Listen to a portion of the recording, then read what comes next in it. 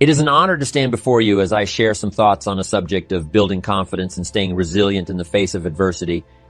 I want to talk to you about how we can cultivate these qualities within ourselves to not only survive, but thrive in a world full of challenges and setbacks. First and foremost, confidence is the foundation upon which success is built.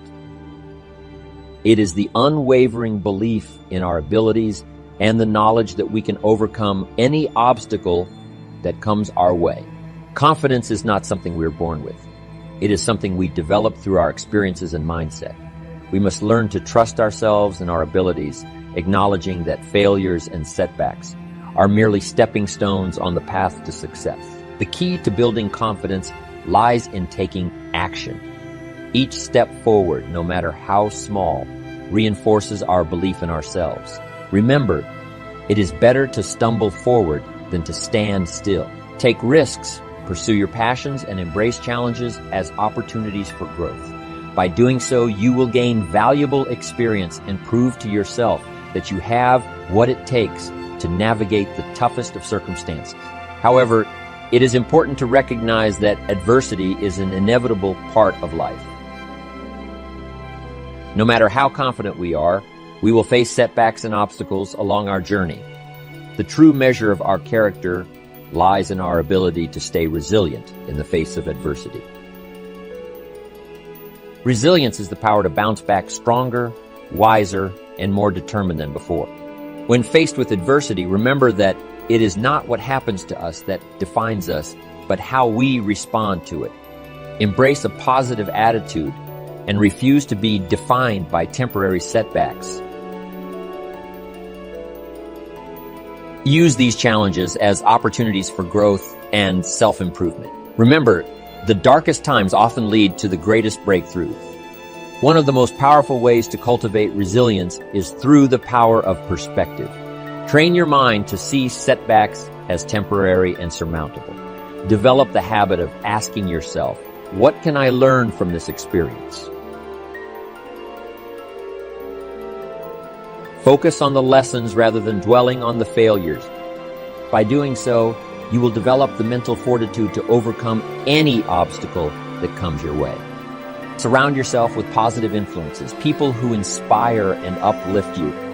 Seek out mentors and role models who have faced adversity and emerged stronger. Remember, you become the average of the 5 people you spend the most time with, so choose your company wisely. In addition to the external influences, take care of your inner world. Practice self-care, invest in personal growth, and nurture your physical, mental, and emotional well-being. Understand that building confidence and resilience is a lifelong journey. It requires consistent effort, dedication, and a willingness to embrace discomfort. Just like physical exercise, the more you challenge yourself, the stronger you become. Set goals that push you out of your comfort zone and celebrate every step forward, no matter how small. Figure out what you're going to do. Say to yourself, I am going to detach. I am going to assess the situation. I am going to come up with a plan, and I am going to execute. And then start moving. It's not going to be a perfect plan, but take action. Action that moves you in a positive direction.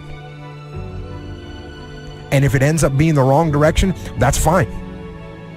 At least you've learned where not to go.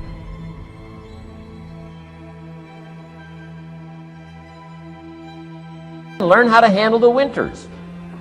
That's obvious. The winters come right after falls. And pray tell how often? Every year, according to written history, for the last 6,500. To cross your fingers and say, I hope it doesn't come. I'm telling you, we call that naive. Now, there's all kinds of winters. Not just the winter of the season, but there's all kinds of winters. Winter time, the down time, the discouraging time. One writer called it the winter of discontent. The winter when you can't figure it out, the winter when it all goes wrong. Economic winters, social winters, political winters, and personal winters. When your heart is smashed in 1,000 pieces, the nights are unusually long. It's called winter time. Barbara Streisand sings, "It used to be so natural to talk about forever, but used to be's don't count anymore. They just lay on the floor till we sweep them away. You don't sing me love songs, you don't say you need me, and you don't bring me flowers anymore." A song of winter. But hey, we're acquainted with all those winter scenarios. We've been through them all. Now the question is, what do you do about the winters? Well, you can't get rid of January by tearing it off the calendar. But here's what you can do with the upcoming winters of your life. The long ones, the short ones, the easy ones, the more difficult ones. Here's what you can do. Get wiser and stronger and better. Just make a list of that trio of good words. Wiser, stronger, and better. To challenge for yourself the upcoming winters of your life, don't you think you could read more? Pick up the scenario, pick up the books, pick up the cassettes. So I would put some stuff on cassettes so you can listen to it, put it in books so you can read it. Now putting it on video so you can see it. I'm telling you, anybody that wants to can get wiser. Next is stronger. Anybody can get stronger. If you're willing to do the push-ups, you can get stronger. If you're willing to put yourself through the paces, you can get stronger. Can you develop stronger skills? And the answer is yes. Start practicing, practicing, practicing. And you can get stronger.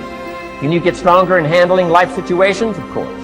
But you got to go to work on yourself. You can't blame out there wishing it was easier. Wish you were stronger. And here's the last one, get better. Anybody can get better. Language, we can all get better. I've been lecturing now for 33 years, and I'm telling you, today versus 33 years ago, I'm better.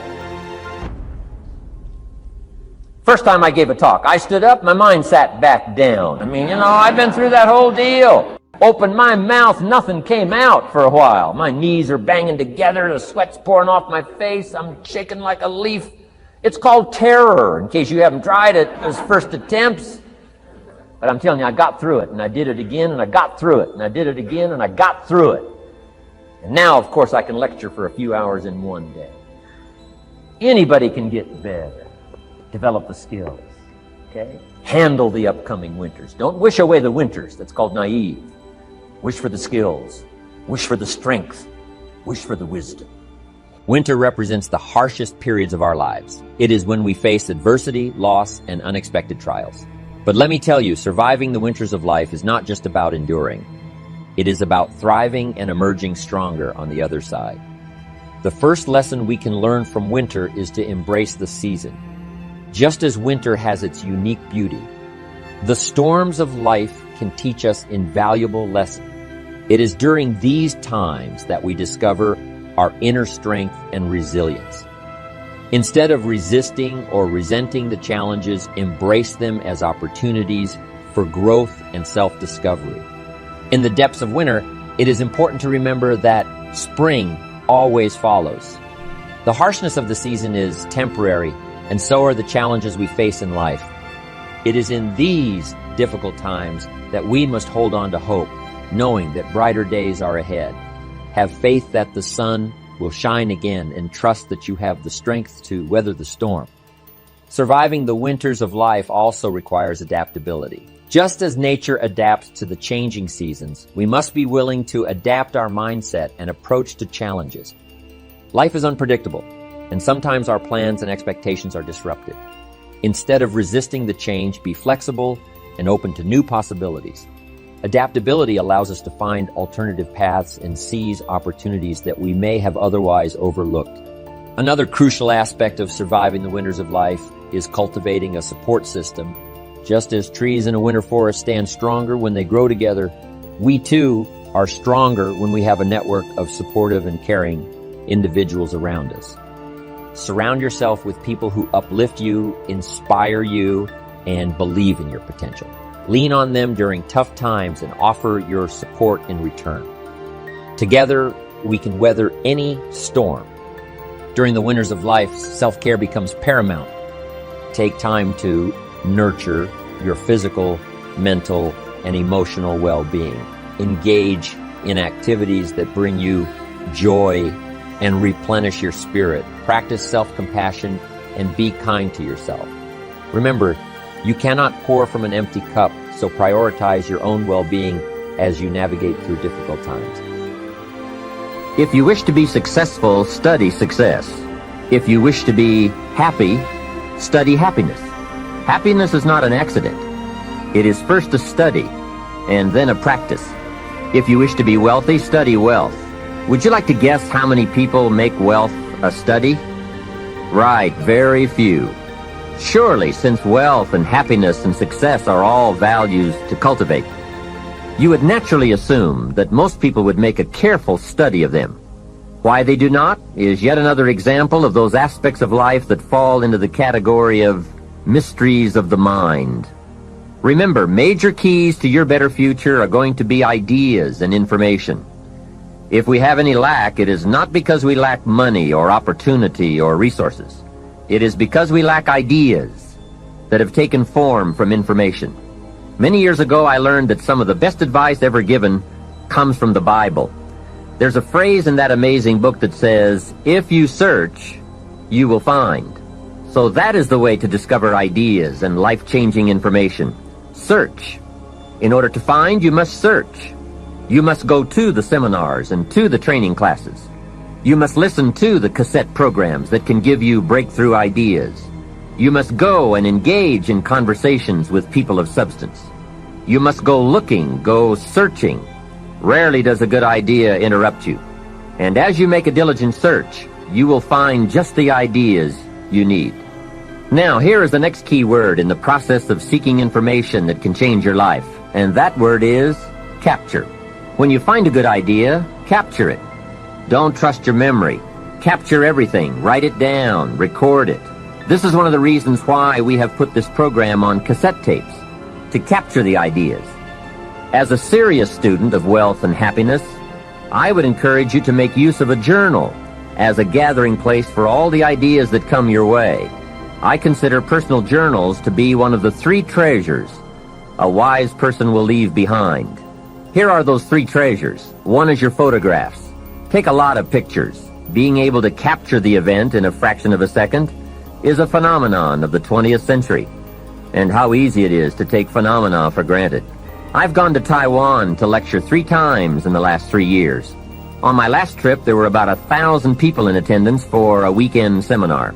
Now, if there were 1,000 people in the room, guess how many cameras were also in the room? Right, 1,000. Everyone brings a camera to capture all the events and the people, new friends, new experiences. I spend a big part of my time having my picture taken with everyone. Have you ever looked at the pictures a couple of generations back? Unfortunately, there are only a handful. But wouldn't it be great if there were hundreds of pictures to tell the whole story? So make sure you leave behind your whole story in your treasure of pictures. The next treasure to leave behind is your library.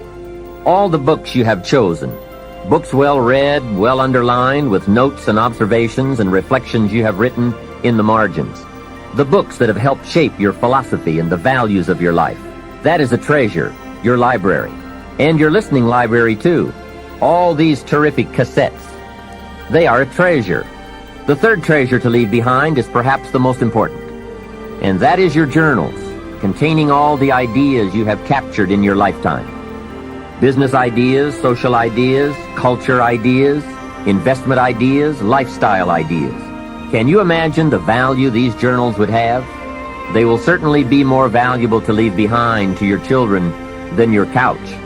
So, get serious about your search for information and ideas, and about leaving that information behind for future generations. Here's the next key word for expanding your life for the better. That word is review. Go back over all your life experiences. Learn a skill called reflection, pondering life's events with the intent of learning. That is so important. I call it running the tapes again. The events of your life are some of the best sources of information. Don't merely go through your days, get from your days. Be aware of what's going on around you so that you will drive the grooves in the record of that day deep into your consciousness. Here are some good times to reflect. First, at the end of the day, take a few minutes and go back over your day. Where you went and what you did and what you said, what worked and what didn't. What do you want to do again? What do you want to correct? The colors, the sights, the sounds, the conversations, the experiences. You see, experience can become commodity, currency, coin, an incredible source of value, but only if you take time to reflect on the experience and turn it into something of value. As we mentioned in our first fundamental, it's not what happens that makes the difference in how your life works out, but rather what you do about what happens. And part of doing something about what happens is this process of reflection, studying an event in order to glean valuable information from it. Another time to reflect is at the end of the week. Take a few hours. Take a half a day at the end of the month. Take a weekend at the end of the year. Reason? To make the past more valuable. Sophisticated people have learned how to gather up the past and invest it in the future. When my father was about to celebrate his 76th birthday, I said to him, "Father, can you imagine what it's going to be like to gather up the last 75 years and invest them in your 76th? That's how life can become productive and exciting.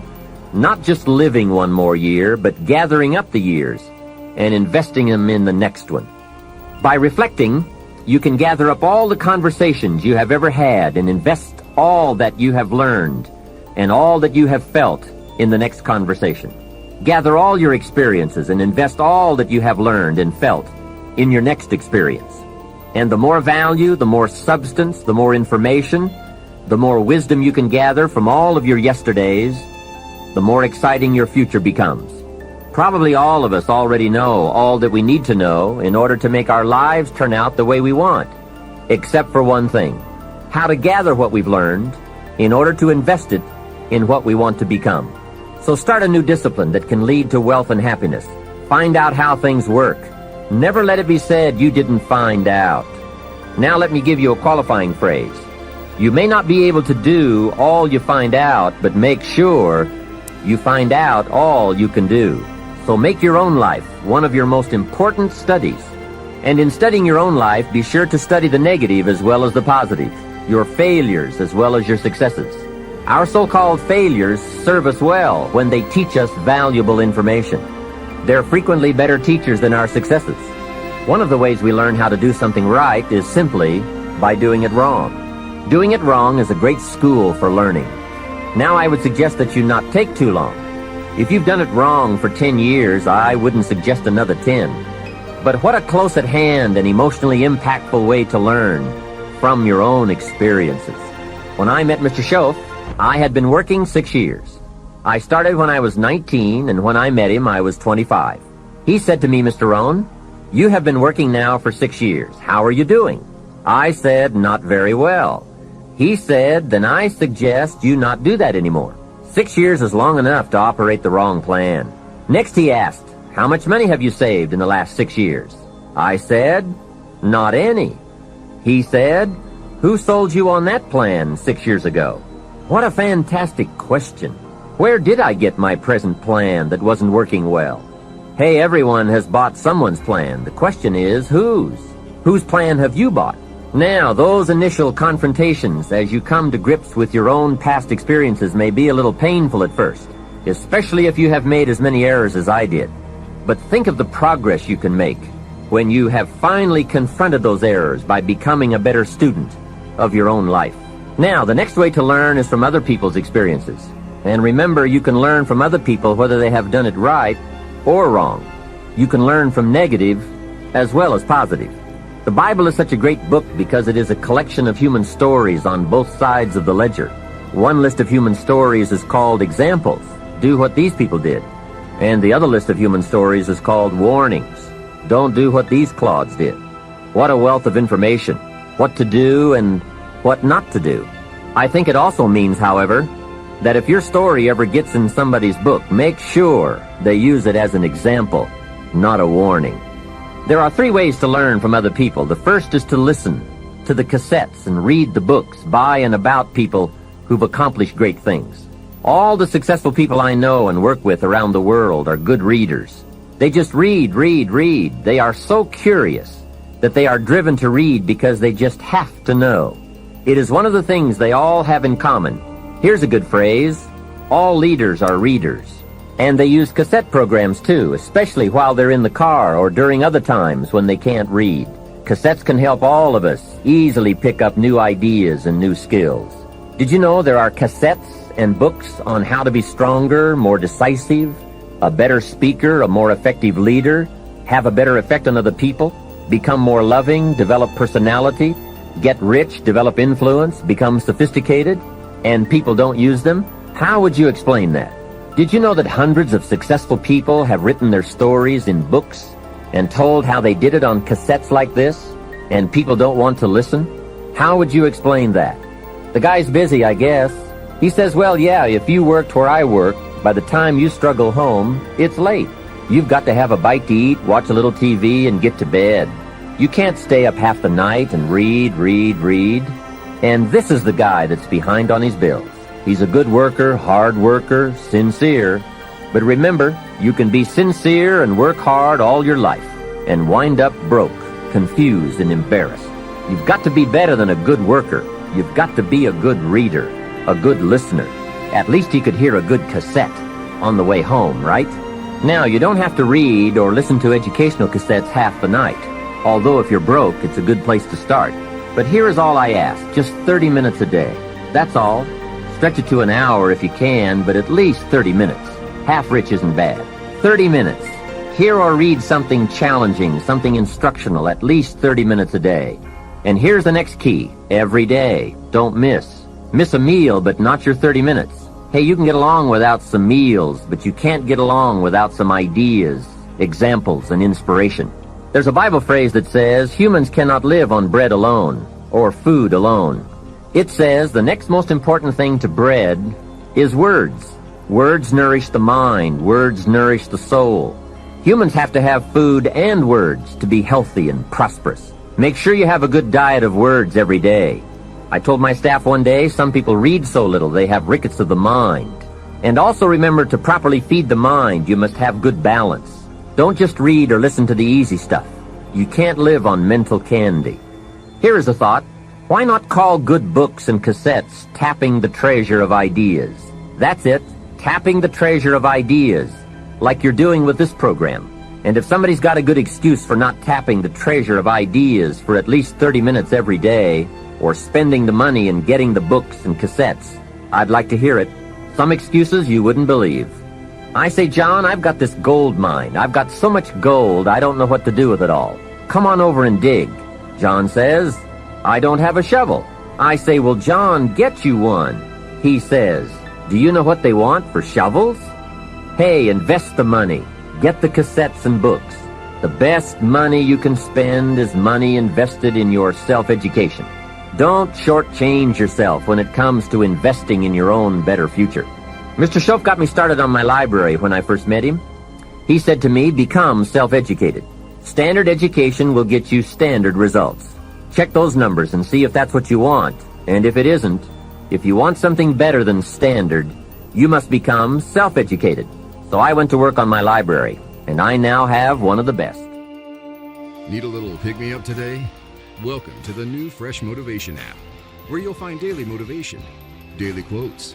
Listen to your favorite speeches in the background or with a black screen, so nothing interrupts your motivational moment, where you can create your personal profile, create playlists of your favorite speeches and quotes, add personal notes, and start setting goals. Fresh Motivation, the home of motivation. Get it now for free on Google Play.